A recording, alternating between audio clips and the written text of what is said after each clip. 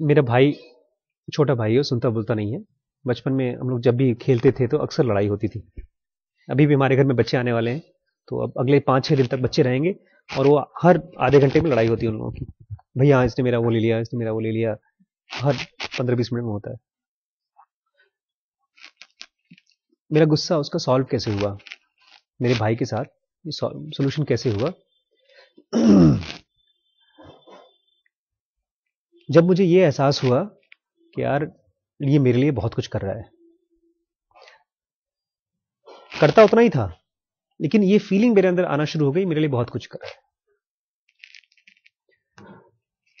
जब ये फीलिंग आई तो मेरे मन में वो जो भी चीजें करता था उसके लिए तो थैंक यू की फीलिंग आती थी, और जो नहीं करता था मुझे लगता था यार एक आम आदमी तो कुछ भी नहीं करता, आप मेरे पास यहां बैठे हैं तो आप लोग तो स्ट्रेंजर्स हैं, आप तो मेरे लिए कुछ भी नहीं करेंगे। भाई आते हैं, ये बहुत बड़ी बात है। इसके अलावा जो भी चीज करते हैं उसके लिए मैं थैंक यू फील करूं। तो मैंने अपने भाई को धीमे धीमे स्ट्रेंजर की तरह रखना शुरू कर दिया कि अगर एक स्ट्रेंजर होगा तो मैं उसके लिए कैसा महसूस करूंगा। ये भावना मेरे मन में जिस दिन मैंने ज़नोगा उठाई थी उसी दिन आना शुरू हो गई। भाई तो है, उसको तो मैं काट नहीं सकता, वो तो खून से रिलेशन बना हुआ है हमारा। लेकिन जब स्ट्रेंजर बना दिया उसको, दो चीजें हुई मेरे साथ। एक तो उसके लिए मेरी थैंकफुलनेस की भावना बढ़ गई। जिस समय ये भावना मेरे मन में आई थी उस समय मैं उसके घर में रहता था। उसी का घर है दादरी में, एनटीपीसी में, तो मैं रहता था उसके घर में। अगर किसी और के घर में रहो तो किराया देना पड़ता है, वो बिना किराए के मुझे अपने घर में रख रहा था। अचानक से मेरे मन में थैंकफुलनेस की भावना आना शुरू हो गई। दूसरी चीज ये हो गई कि एक मैं ज्यादा फ्री हो गया। मतलब एक स्ट्रेंजर के साथ आप बहुत फॉर्मेलिटीज नहीं करते। भाई हमें आपके लिए बहुत कुछ करना नहीं है। स्ट्रेंजर कौन है? जिसको आप जानते नहीं, जिसके आप एक्टिविटीज को प्रेडिक्ट नहीं कर सकते। और मैंने देखा जो जो पॉइंट्स पर मुझे गुस्सा आता था वो खास पॉइंट थे जो मेरे माइंड में मेरा भाई होने की वजह से एक्सपेक्टेशन पॉइंट्स थे। ये मेरा भाई है तो उसको ऐसा करना चाहिए। अगर कोई अजनबी हो और यही काम करे तो वो फ्री है। और अचानक मुझे भी लगा कि आशीष, जो तुमने अपनी जिंदगी में लेसन सीखे हैं वो सब तुमने यही गलतियां करके सीखी हैं। तो जो तुम उसको समझा रहे हो या डांट रहे हो, लड़ाई कर रहे हो, उसका भले के लिए सो कॉल्ड, तो तुम मतलब तुम उसका ग्रोथ रोक रहे हो। तुम्हारा काम खाली इतना है, उसको बहुत पोलाइटली ये बता देना, भाई ये मुझे मेरे हिसाब से तुम ठीक नहीं कर रहे हो, बाकी तुम्हारी मर्जी। ये लास्ट में बहुत इंपॉर्टेंट है। तो गुस्सा कहां से सॉल्व हुआ? From thankfulness. जब मेरे मन में थैंकफुलनेस की भावना आना शुरू हुई, मैंने देखा ऑटोमेटिक उसके मन में चेंज आना शुरू हो गया। सबसे ज्यादा गुस्सा मेरा उसी के साथ आता था क्योंकि छोटा भाई था वो। बचपन से हम लोगों का कंपैरिजन होता था कि देखो वो तो गवर्नमेंट जॉब कर रहा है, सुनता बोलता नहीं फिर भी गवर्नमेंट जॉब कर रहा है, तुम तो सुनते बोलते हो फिर भी गवर्नमेंट जॉब नहीं कर रहे हो। और प्रॉब्लम आती, इसको बोलते हैं पियर सॉरी सिबलिंग राइवलरी। छोटे भाई बहनों के साथ जो दिक्कत होती है ना, या किसी के साथ भी कंपैरिजन करने पर जो दिक्कत होती है। सिबलिंग मतलब जानते हैं? भाई बहन।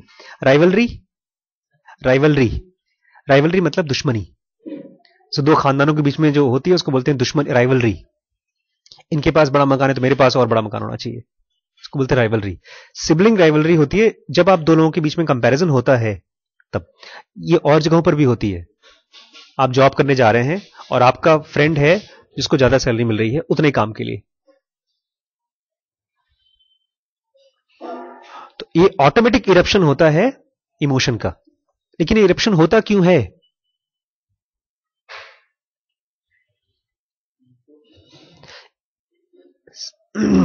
समवेयर हमारा जो माइंड है ना वो डिस्ट्रैक्ट हो गया। कहां से? उस सिचुएशन को समझने से डिस्ट्रैक्ट होकर के कहां पहुंच गया? समझना किसका काम है? आई सेंटर का। तो जब तक आप उस बंदे को देख रहे हैं, उसके काम को देख रहे हैं, और जैसे उसकी सैलरी के ध्यान आया, आपको अचानक से आई सेंटर से हट गए आप और कहां पहुंच गए? ई सेंटर पे या तो एस सेंटर पे। आपका ये क्वेश्चन नहीं दिमाग में आ रहा है, अच्छा उसको 1.5 लाख मिल रहा है, मुझे 1 लाख मिल रहा है, तो उसको 1.5 लाख मिल रहा है, अच्छा उसको 1.5 लाख मिल रहा है, मुझे 1 ही लाख मिल रहा है। ये थॉट आना शुरू हो गया। ये क्वेश्चन नहीं आ रहा है उसको 1.5 लाख मिल क्यों रहा है। अगर ये क्वेश्चन बहुत पोलाइटली आप पूछें तो ये किसका काम होगा, आई सेंटर का। आप समझिए ये बेसिकली आप हुआ क्या, आपका एक आई सेंटर पे बैठे थे, अचानक केले का छिलका आया और खच करके आप कहां गिर गए, ई सेंटर में गिर गए। तो अगर आप मुझसे पूछते हैं ना सर अपना गुस्सा कैसे कंट्रोल करूं, ये गलत सवाल है।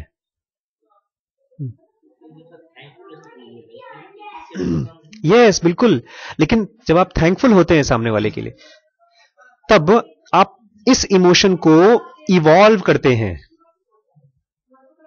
आप उस बंदे को जिसको मेरे से ज्यादा सैलरी मिल रही है, मुझसे ज्यादा प्यार मिल रहा है, उसको थैंकफुल जब बोलते हैं अपने मन में, तो उसकी वजह से जो आपके ब्रेन में नेगेटिव इमोशन आ रहा था उसको आप पॉजिटिव कर रहे हैं।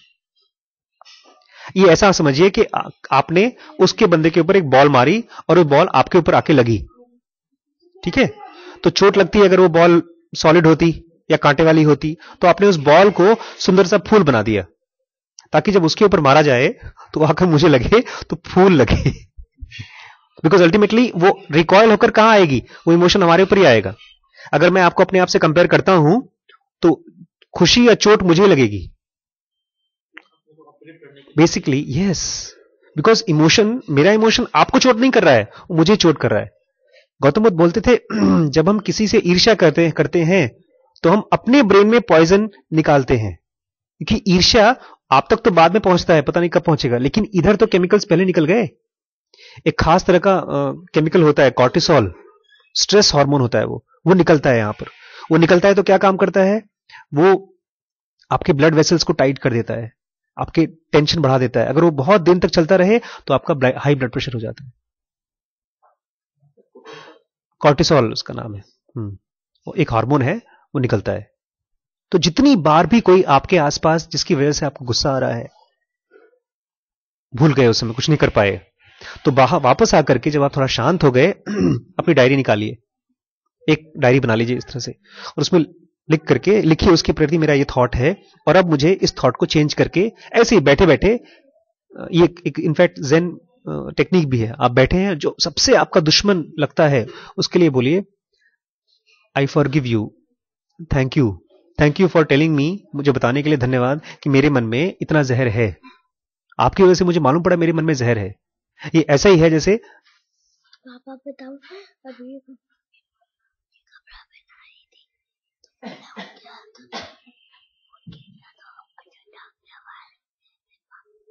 हाँ अच्छा,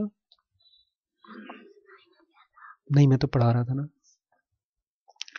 ये आपके ब्रेन में एक फोड़ा छुपा हुआ है या एक बॉम्ब छुपा हुआ है, और बताया किसने, सामने वाले ने। और एक नहीं है ऐसा, ढेर सारा है। ये ऐसा सोच लीजिए लैंड माइन्स पड़ी हुई है। तो बताया किसने आपको, आपके दुश्मन ने। तो जितनी बार भी आप अपने दुश्मन को याद करके, एक बार उस इंसिडेंस को याद करिए, दांत पीस लीजिए गुस्से में, फिर शांत होकर के बोलिए थैंक यू दोस्त, तुमने बताया। जितनी बार आप उसको याद करके थैंक यू सोचेंगे, उतनी बार आपके ब्रेन में वो बंदे के लिए, छोड़िए वो बंदे को, छोड़िए, आपके ब्रेन में जहां पर एक कचरा था, पत्थर था, ईंट पत्थर, वहां पर एक पौधा लगा दिया और एक फूल निकल रहा है। और जितने ढेर सारे फूल होंगे उतना ही आपकी एनर्जी इकट्ठी होकर के आई सेंटर में इकट्ठी होगी। Yes please.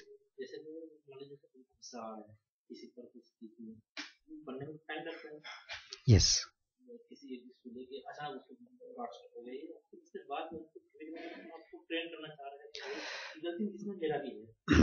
तब भी जो है अपना जो फिजिकल जो अपना एक रिएक्शन जो क्या बोलते सांस का जो भी है वो कंट्रोल नहीं होता है। जैसे कि एक छोटा सा एक्सरसाइज आप शुरू कर दीजिए, सुबह 12 से लेकर 1 के बीच में शुरू करिएगा, 10-15 मिनट से। ये जोनोगा में डॉक्यूमेंटेड है।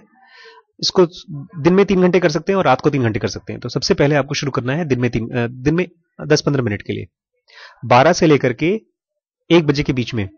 साफ सुथरा कॉटन लीजिएगा और अपने लेफ्ट नाक में डाल सकते हैं।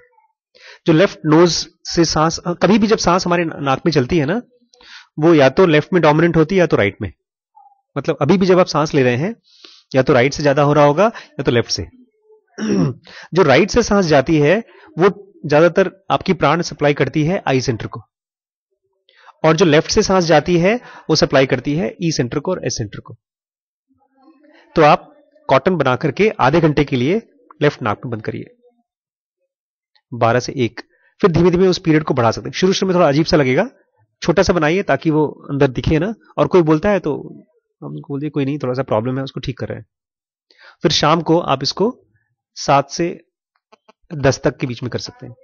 तो आपने 3 घंटे सुबह 3 घंटे शाम आई सेंटर को ऑटोमेटिकली प्लस कर दिया। एक दूसरा, जिस समय किसी और के ऊपर गुस्सा आता है, उस समय तुरंत क्या करें? 3 स्टेप अगर कर सकें तो वेरी गुड। अगर वहां बैठ करके भी 3 स्टेप कर सकें तो वेरी गुड। आप काउंटिंग कर सकें तो वेरी गुड। एक चीज ये भूल जाइए कि उस समय मुझे कुछ करना है, ये भूल जाइए। बिकॉज आप ये बात कर रहे हैं कि जब मेरा एक्सीडेंट होगा तो मैं क्या करूं। एक्सीडेंट किस चीज को कहते हैं?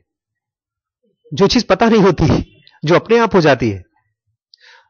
तो आप जब भी बात करें या जब भी कुछ करें, एक्सीडेंट के बाद पोस्टमार्टम करें उसका। और जब आप बार बार पोस्टमार्टम करेंगे तो एक्सीडेंट होने के चांसेस कम होते जाएंगे। अगर आपने बाद में पोस्टमार्टम नहीं किया, इसकी आपने शायद सुना हो, मैंने बहुत बार कहानी सुनाई है। एक बार ये कहानी, एक ज़ेन मॉनेस्ट्री में 10 फोटोज लगी हुई हैं। उसमें एक मॉन्क है, साधु है, वो एक बैल उसको मार करके चली गई है। तो पहली फोटो में तो बेचारा ऐसा गिरा पड़ा हुआ है। सेकंड फोटो में बैल आई, मारा, वो चली जा रही है तो उसकी पूंछ के पीछे भाग रहा है वो पीछे।